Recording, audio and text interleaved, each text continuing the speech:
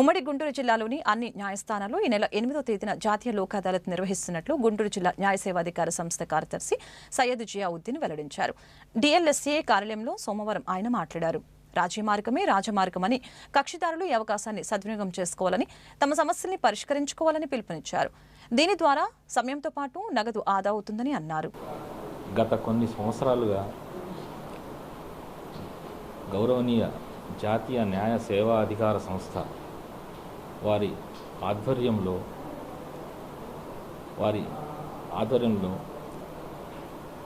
జాతీయ లోక్ అదాలత్ను నిర్వహించడం జరుగుతుంది. అదేవిధంగా గౌరవనీయ రాష్ట్ర న్యాయ సేవా అధికార సంస్థ వారి ఆదేశాల మేరకు ఈ సంవత్సరం యొక్క మొట్టమొదటి లోక్ అదాలత్ను ఈ నెల 8వ తేదీన నిర్వహించడం జరుగుతుంది. అందులో భాగంగా మన గౌరవనీయులైన చైర్మన్ జిల్లా న్యాయ సేవాధికార సంస్థ గుంటూరు వారి మార్గదర్శకత్వంలో మరియు ఆయన పర్యవేక్షణలో మన ఉమ్మడి గుంటూరు జిల్లాలోని అన్ని కోర్టు సముదాయాల్లో ఈ లోక్ అదాలత్ను నిర్వహిస్తున్నాము.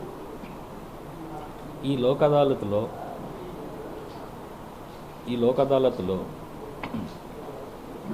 మన కక్షిదారులు అన్ని సివిల్ కేసులు, execution cases, check bounce cases, motor accident cases మరియు రాజీ పడదగ్గ క్రిమినల్ కేసులు అన్నీ రాజీ పడవచ్చు. ఈ లోక్ అదాలత్లో కక్షిదారులు తమ యొక్క వివాదాలను పరిష్కరించుకొని అవార్డును పొందవచ్చు. ఈ అవార్డుకు అప్పీల్ ఉండదు, అంతిమ తీర్పుగా పరిగణించబడుతుంది. ఇక్కడ ఇద్దరు విజేతలే. ముఖ్యమైన విషయం ఇంకోటి ఏమిటంటే, సివిల్ కేసుల్లో రాజీ పడినచో వారు కట్టిన కోర్టు ఫీజు వారికి వాపసు ఇవ్వడం జరుగుతుంది. ఈ యొక్క విషయాలను ప్రజల్లోకి వేగవంతంగా తీసుకెళ్లాలంటే ఎలక్ట్రానిక్, ప్రింట్, డిజిటల్ మీడియా యొక్క సహాయ సహకారాలు ఎంతో అవసరం.